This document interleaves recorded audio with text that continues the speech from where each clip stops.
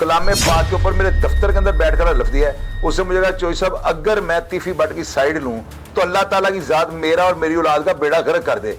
ये तीफी भट्ट ने कत्ल जो है डर के करवाया हुआ है। तो फिर बात वही आ गई जो मैं कर रहा हूँ। कलाम पाक पे लफ्ज दिया ना, ये वो अदालती कसम नहीं है कि नीचे कोई और माशरत की किताब रखे अदालतों में लफ्ज, बल्कि वो तो रखते ही नहीं है, सिर्फ जुबानी पूछते हैं। ये फिजिकली तौर पर आयतल कुर्सी वो कुरान पाक है ना, उसके ऊपर हाथ रख कर एक बंदे ने मुझे कहा है कि कत्ल तीफी भट्ट ने करवाया है। लेकिन चोई साहब आपको इसके ऊपर हाथ रख के बताता हूँ कि उसने डरते हुए कराया है, क्योंकि उसको रिकॉर्डिंग सुनाई गई थी। मैंने कहा मैं थाने आता हूँ, मैं इसको मार देता हूँ, मुझे गिरफ्तार कर लो। ऐसा ही है आपकी स्टेटमेंट। क्या मेरे मामा का पुत्र था बिलाज? मुझे गुस्सा ये चला कि यार ये क्या इस बंदे के साथ होगा। लेकिन असल अगर पॉइंट की तरफ आप आए ना, अगर आप रियलिटी ग्राउंड और जो लोगों को नहीं पसंद आनी मैं करूंगा फिर भी वही बात चिड़ चिड़ती है। हम लोग दल्ले हैं, हम क्या कहते हैं कंजरों की कमाई खाने वाले हैं। हिंदुस्तान की औरतों ने मुझे वॉइस मैसेज किया, मेरे अभी मैं प्रोग्राम बंद होता आपको सुनाता हूँ, आपको इंसाफ। अमीर बिलाज की फैमिली को पैसा नहीं है यार, पैसा है ना, वो ना तजर्बाकार है। उनको उनके साथ अगर कैसर भाई ना हो, कैसर भट्ट उनके साथ ना हो, तो मेरा ख्याल है अभी तक कोई तीसरी पार्टी इस चीज का फायदा उठा जाती। लोग जो है ना, उनको ये दुश्मनी खत्म होती है, अच्छी नहीं लगती। मेरी बात याद रखिएगा, कैसर भट्ट है ना, उसने समझ ले कि मैं कहता हूं कि मेरी नजर में अगर मुझसे आप सच पूछें, ला इलाहा इल्लल्लाह मोहम्मद रसूलुल्लाह, मैं कलमा पढ़कर आपको कह रहा हूं कि मैं उस बंदे की पहले इज्जत करता था। अभी बेशक वो गलत कर रहा है, उसका तरीकाकार गलत है, मानता हूं इस चीज को, ऐसे जातियात पे नहीं उतरना, इस चीज को मैं बिल्कुल कंडेम करता हूं। लेकिन वो बंदा जिस तरह से उनका साथ दे रहा है, यार तारीख लिखी जाएगी, मेरी बात याद रखिएगा। और अगर तीफी भट्ट एक जेन्युइन बंदा है, जिस तरह लोगों ने मुझे बताया, बड़े लोगों ने मुझे कॉल करके बताया कि चोई साहब कभी आप तीफी भट्ट को मिलेंगे ना तो आपको अंदाजा हो जाएगा। उस बंदे ने एक बंदे ने कुरान पाक पे हलफ दिया है। मुझे एक बंदे ने कलाम पाक के ऊपर मेरे दफ्तर के अंदर बैठकर हलफ दिया है। उससे मुझे कहा चोई साहब अगर मैं तीफी भट्ट की साइड लूं तो अल्लाह ताला की जात मेरा और मेरी औलाद का बेड़ा गर्क कर दे। ये तीफी भट्ट ने कत्ल जो है डर के करवाया हुआ है। तो फिर बात वही आ गई जो मैं कर रहा हूँ। खौफ से उन्होंने उसका कत्ल वो डरते हुए करवा दिए।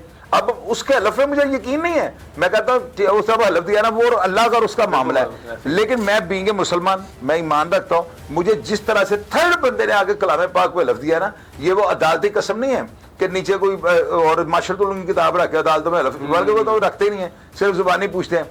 ये फिजिकली तौर पर आयतल कुर्सी वो कुरान पाक है ना, उसके ऊपर हाथ रख कर एक बंदे ने मुझे कहा है कि कत्ल तीफी भट्ट ने करवाया है। लेकिन चोई साहब आपको इसके ऊपर हाथ रख के बताता हूँ कि उसने डरते हुए कराया है, क्योंकि उसको रिकॉर्डिंग सुनाई गई थी।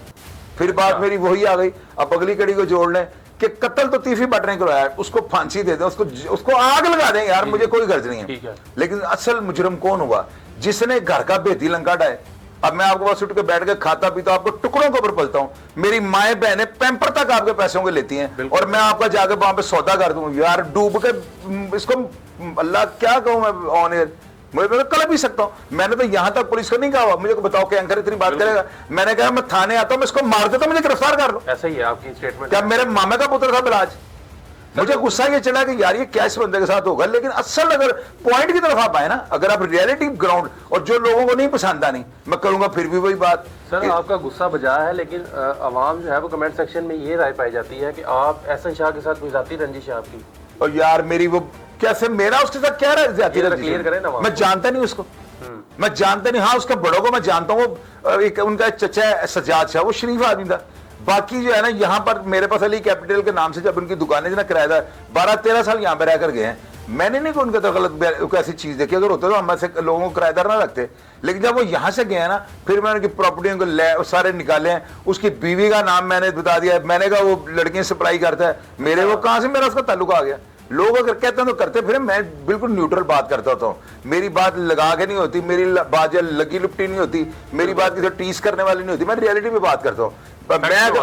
मैं अगर ये कह रहा हूँ कि मुझे थाने में मैं आता हूँ, इसको गोलियां मारता हूँ, तो मुझे गिरफ्तार करके मेरे ऊपर FIR दे दे, इसका कत्ल भी मैं अपने साथ डलवाऊंगा। यार उसने मेरा बाप मारा हुआ है। बिल्कुल मुझे गुस्सा ये था कि यार हिंदुस्तान में लोग ये तो कोई नहीं है ना, और भैया चिड़ चिड़ती है। हम लोग दल्ले हैं, हम क्या कहते हैं कंजरों की कमाई खाने वाले हैं। हिंदुस्तान की औरतों ने मुझे वॉइस मैसेज किया, मेरे अभी मैं प्रोग्राम बंद होता आपको सुनाता हूँ। एक औरत ने मुझे कहा है ससरिया नहीं यानी नमस्ते कह कर उसने मेरा प्रोग्राम उसे बात शुरू की है।